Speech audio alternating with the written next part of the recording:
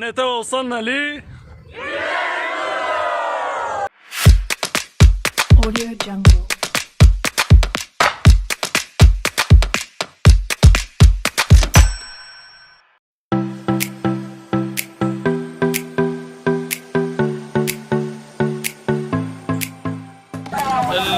التيكت بتاع الميتاد المندو طلعت $5.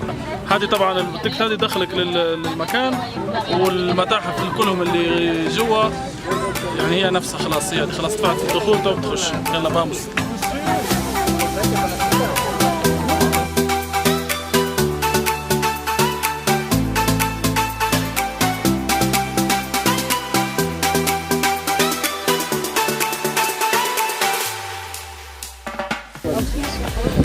طبعا هل احنا في منتصف العالم، والخط هذا يفصل الكرة الأرضية جنوبا وشمالا مش عارف كيف. وهذا النصب دايرينه للسياحة، والناس يجوا يزوروا فيه وتركبوا فوق تو باش نتفرجوا على المكان من فوق.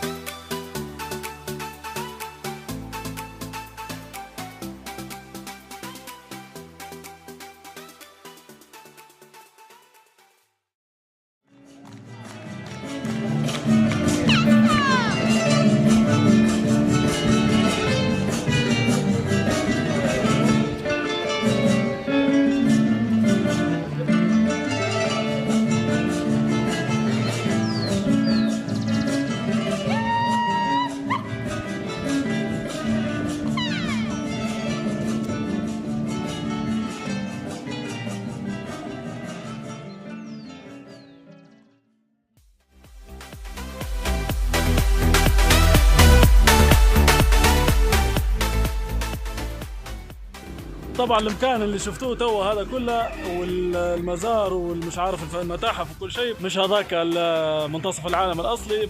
بعد ما داروا هذا وبنوا المبنى واحد، اكتشفوا بعد التكنولوجيا ان منتصف العالم يبعد درجات معينه بسيطه يعني بعد المكان هذاك، فخلوا المزار هذاك للسياح وداروا واحد ثاني صغيرون. هو هذا اللي بنمشي نشوفوه اللي هو الاصلي اللي هو 000. باموس. الشارع اللي خشيناه تقول خش القراقشه، ما تعرفش ان اصلا في متحف هنايا وفي حاجه مزار سياحي. مكان يبان شعبي جدا، وزي ما قلت لكم يعني الريف واحد وحياش وشجر وتراب. فخلينا نخش لهذا كاتبين عليه متحف مش عارف انتنيان، مش عارف ايش معناها، تو ندوروها بعدين. بامس.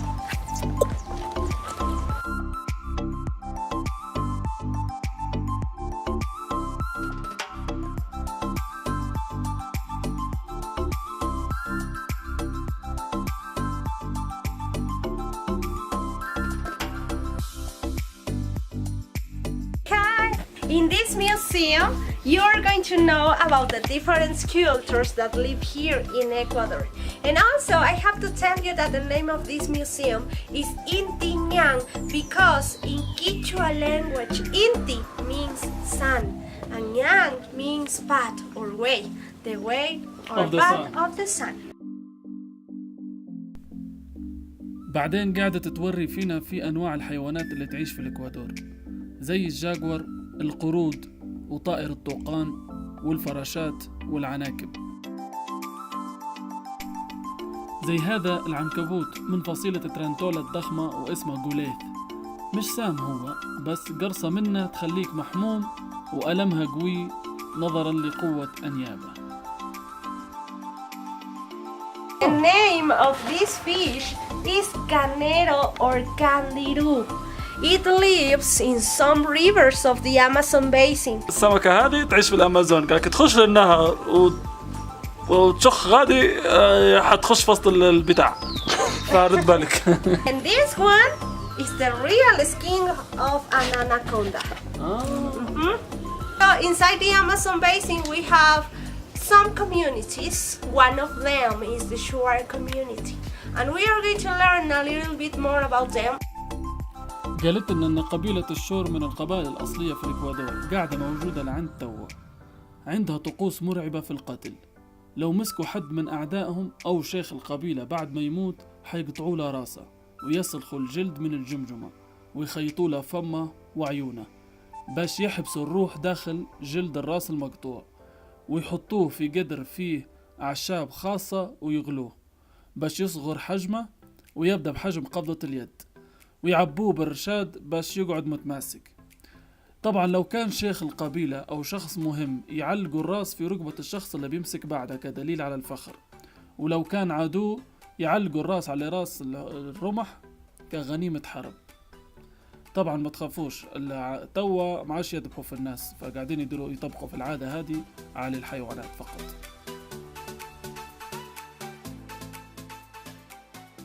هذه جبانة صغيرة متاعهم اللي هي للناس القدامى اللي قبل شعوب الإنكا عاشوا هنا في المنطقة هذه قبل في سنة 500 بعد الميلاد. بعد ما يموت الشخص يبنوا له مكان زي تو هيك اسمه كيتو تقريبا something، ويحطوه بوضع الجنين، وفي منهم يحطوا فيه هنا في البرديم هذا مش عارف ليش باش يبان زي الرحم بتاع الأم، ويحطوا معاه حاجاته ومعين وحوايج ومش عارف شنو. وقال لك الراجل لو مات مرته يدفنوها معاه، والمرأة لو ماتت الراجل يمشي يتجوز واحدة ثانية. فالنسويين عليكم بهم يعني ملياش علاقة ما قالوا.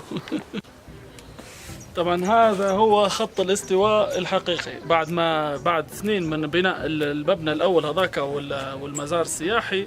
استخدموا تقنيات متطوره اللي هو GPS بمساعده طبعا USA باش ان هم حددوا الاكزاكت بوينت اوف ميدل اوف ذا وورلد. فهذه هي هنايا الميدل اوف ذا وورلد، داروا جنبها المتحف اللي شايفينه انتم واللي قاعدين يتجولوا في قواطع ثانيه يعني، فخليكم معنا.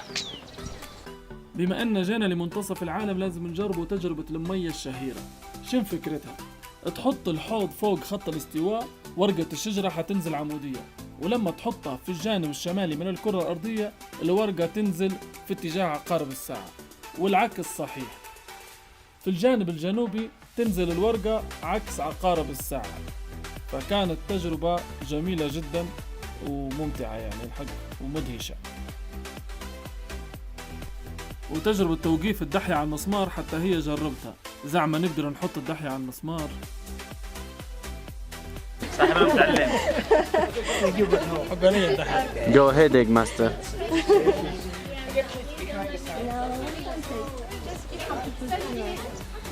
صابع كبار. هو مش ثابت.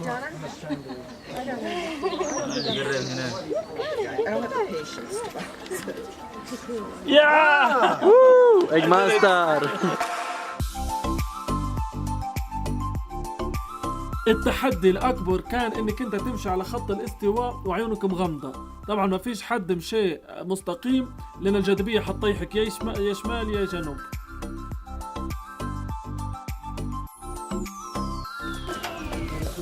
الحاجة اللي تديرها هنايا يختموا لك على جوازك ختم انك انت وصلت لمنتصف العالم.